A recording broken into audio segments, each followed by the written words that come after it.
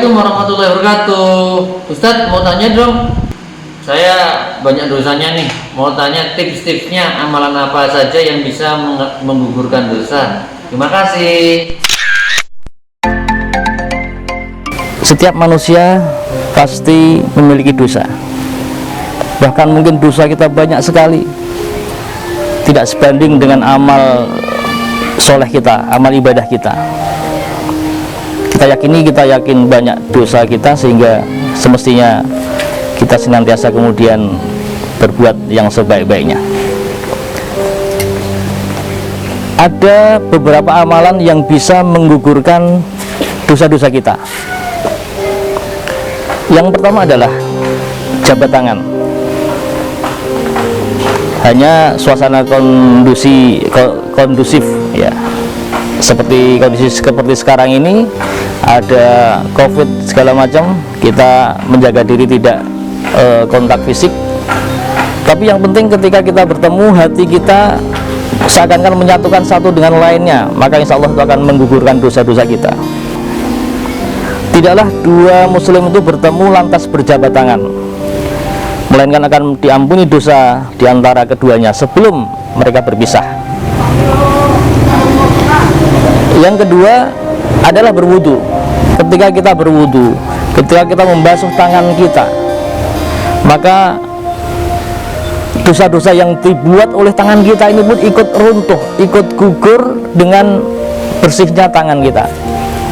Ketika kita berkumur, dalam hadis itu diterangkan, ketika kita berkumur, maka dosa-dosa yang dibuat oleh lesan kita, mungkin menyakiti orang lain, mungkin menghina orang lain, maka itu akan diampuni ketika kita berkumur, menghilangkan atau membuang air yang ada di mulut kita. Ketika kita membasuh muka kita,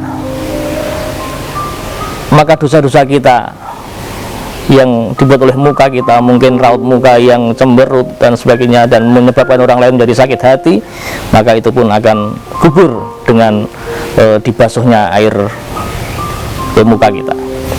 Kemudian di tangan kita, kemudian di kepala kita, kita basuh air itu, maka apa yang ada dalam pikiran kita yang negatif thinking pada orang lain, pikiran kita yang jelek terhadap orang lain akan dihapus dengan terbasuhnya air ke kepala kita. Kemudian juga ketika di kaki kita ya, itu pun juga akan menghapus dosa-dosa kita.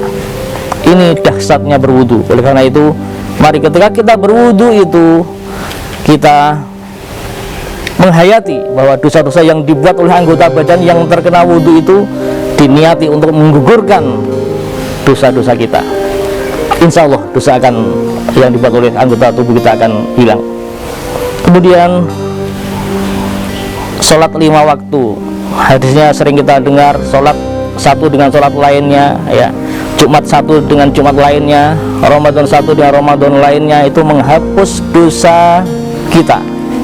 Oleh karena itu, mari kita tepati sholat-sholat kita ini dengan sebaik-baiknya, Jumat kita dengan kita perbaiki dengan sebaik-baiknya, sehusuk-husuknya. Ramadan yang sebentar lagi akan masuk ini ya, akan kemudian harapannya bisa menghapus dosa-dosa kita. Man shoma Ramadhana imanan wa ihtisaban ghufira lahu ma taqaddama min dzambihi. Barang siapa yang berpuasa di bulan Ramadan, maka akan dihapus dosa-dosanya yang telah lalu. Jemaah sekalian, satu lagi, ketika orang sakit ya, kemudian dia bersabar, maka Allah akan menggugurkan dosa-dosanya ketika dia sabar ketika dalam sakitnya itu.